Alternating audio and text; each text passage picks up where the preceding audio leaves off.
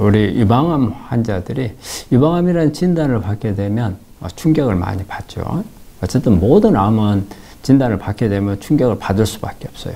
그런데 유방암을 가지고 있는 분들이 3중 음성이라는 진단을 받게 되면 상당히 낙담을 더합니다.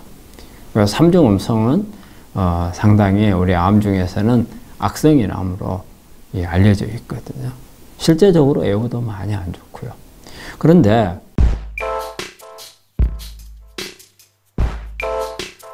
삼중 음성이 있다 해서 무조건 다 나쁘고 그런 건 아닙니다.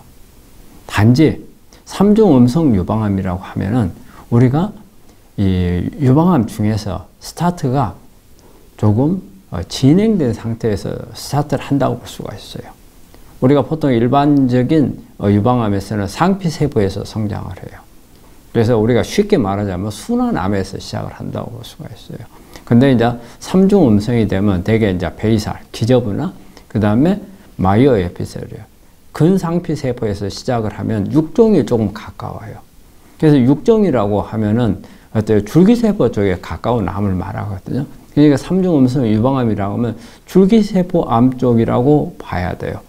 그렇기 때문에 이제 이게 스타트가 일반 유방암에 비해서는 조금 더 진행이 돼 있는 나쁜 유전자들이 뜨는 암이라고 생각할 수가 있어요. 그런데 이게 3중 음성이다 해서 다 똑같은 게 아니에요. 여러 가지 차이점들이 납니다. 이런 부분들을 정말 좀 살펴본다면 좀 내 암에 대해서 냉철히 분석을 할 수 있고 그 중에서 내 암이 조금 더 진행이 된 건지 아니면 3중 음성 중에서도 그래도 괜찮은 건지 이 판단을 내려서 거기에 맞춰 가지고 치료에 접근을 할 수가 있어요. 그래서 그걸 한번 좀 살펴보려고 그러는 겁니다. 그러면 3중 음성은 어떻게 다르는가?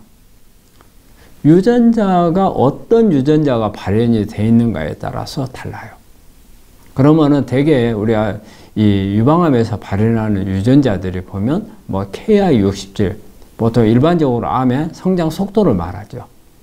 근데 일반적인 유방암에 비해서 3중 음성 유방암 환자들이 KI67이 상당히 높아요. 보통 우리가 유방암에서 우리가 루미날 A하고 루미날 B를 나눌 때 KI67이 14% 이상이냐 이하냐를 가지고 나눠요. 그래서 14% 이하면은 루미날 A, 14% 이상이면 루미날 B 이렇게 구분을 하거든요. 근데 대개 이렇게 3중 음성 때는 KI67이 훨씬 높아요. 어떤 경우는 뭐 50% 이상. 제가 본 케이스는 뭐 한 90%까지 가는 이런 경우도 많이 봤거든요. 근데 이런 경우는 한 90% 가면 엄청 성장 속도가 빨라요. 우리가 암의 진단을 받고 수술을 할 때까지 그 기간 동안에도 눈에 보이게끔 성장을 하는 그런 경우가 있거든요. 대개 이런 경우가 3중 음성인 경우가 많아요. 그 다음에 이제 재발 전이가 되는데 관여하는 이 카드엔이라든지 또 CK56이라든지 이런 유전자들이 양성으로 뜨는 경우가 많고요. 그 다음에 이제 뭐 여러 가지 뭐 이제 PI3K라든지 그 외에 뭐 NF-kap업이라든지 이런 유전자들이 발현이 되죠. 그래서 이 유전자들이 발현이 되는 정도를 보면은 이 3중 음성 유방암이 어느 정도 아주 정말 아주 심한 악성으로 가겠다. 아니면은 그렇게까지는 아니다는 것 대강 짐작을 좀 할 수가 있고 앞으로 암에 대해서 예측도 가능하고 또 치료법들을 어떤 걸로 접근을 하는 게 좋은가도 알 수가 있어요.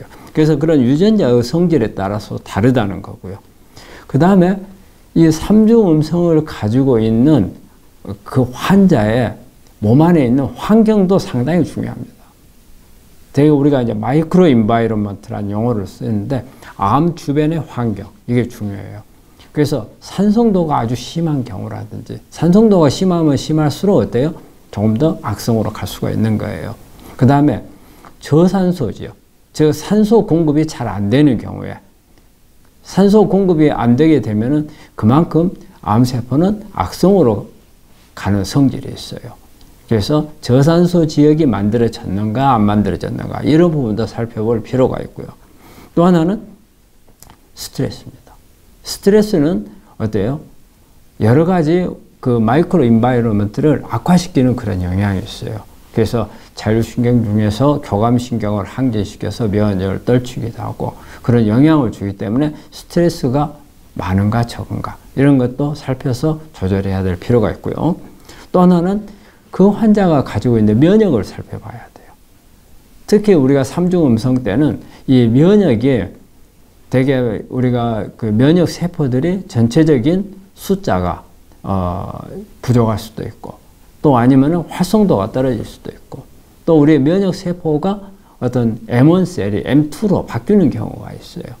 그래서 이런 경우는 오히려 우리 면역 세포가 암세포 성장을 도와주는 경우도 있거든요. 그 다음에 우리가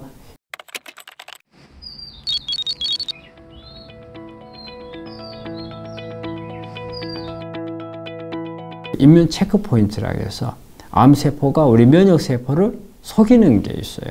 적이 아니라는 신호를 보내는. 그래서 우리가 이때 쓰는 것이 면역 항암제거든요. 이런 예를 들어서 PD-1이라는 것에 대한 PD-L1이라는 체크 포인트를 발현을 하고 이런 면역 체크 포인트가 많이 만들어지는 경우가 삼중음성 때 많이 만들어져요. 그래서 이런 부분들이 발현이 돼 있는가 안 돼 있는가. 그래서 이런 면역도 정확하냐고 살펴보면은 그런 거에 따라서 상당히 차이가 난다는 겁니다. 그 다음에 또 하나는 요소가요. 처음 발견을 했을 때 암이 어느 정도 진행되어 있는 암인가. 예를 들어 가지고 단순히 유방 뇌에만 국한되어 삼중음성이지만 뇌에 국한되어 있는 경우인지 아니면은 어떤 전이가 되어 있는 건지 전이 중에서도 애가부만 간 건지 아니면 뭐 폐나 뇌나 간이나 다른 장기로 전이가 됐는지 이런 부분에 따라서도 상당히 차이가 나고 또 암의 사이즈에 대해서도 사이즈가 크면 클수록 그만큼 악화될 수 있는 가능성들을 알 수가 있거든요. 그래서 무조건 우리가 삼중음성이다 그러면은 겁을 내고 낙담을 할 필요는 없다는 겁니다. 이런 부분들을 정확하게 파악을 해서 거기에 맞춰서 치료를 하면은 의외로 효과를 낼 수도 있어요. 우리가 삼중음성 유방암하고 일반 유방암하고 애우를 비교를 하자면 일단 삼중음성 유방암이 애우는 일반 유방암에 비해서 나쁘다는 것은 뭐 사실이에요. 하지만은 우리가 한 3년 정도 관해된 상태로 3년 정도가 유지된다면 일반 유방암하고 애우가 비슷해진다고 그래요. 그리고 5년이 지나면은 오히려 일반 유방암보다도 애우가 더 좋을 수도 있다고 그래요. 그거는 우리가 일반 호르몬 양성 유방암 경우에는 우리 호르몬이 계속 신호를 주기 때문에 5년이 아닌 10년 정도를 봐야 되고 10년 이후에도 재발이 되는 경우가 상당히 많은 걸로 돼 있어요. 근데 이렇게 삼중음성 유방암 같은 경우에는 오히려 호르몬하고 관련이 없거든요. 그래서 5년이 지나면은 오히려 호르몬 양성 유방암보다 어떤 경우에는 애우가 더 좋을 수도 있다는 그런 자료들이 나오는 것들도 있어요. 그래서 무조건 삼중음성이니까 나쁘다. 이렇게 낙담을 하지 말고 정확하게 이런 부분들을 파악을 하고 또 잘 한 3년, 5년만 관해된 상태로 내 몸 관리를 잘하면은 일반 유방암에 버금가는 그런 예후를 가질 수 있다는 것. 이 점을 명심하시고 힘을 내시기 바랍니다.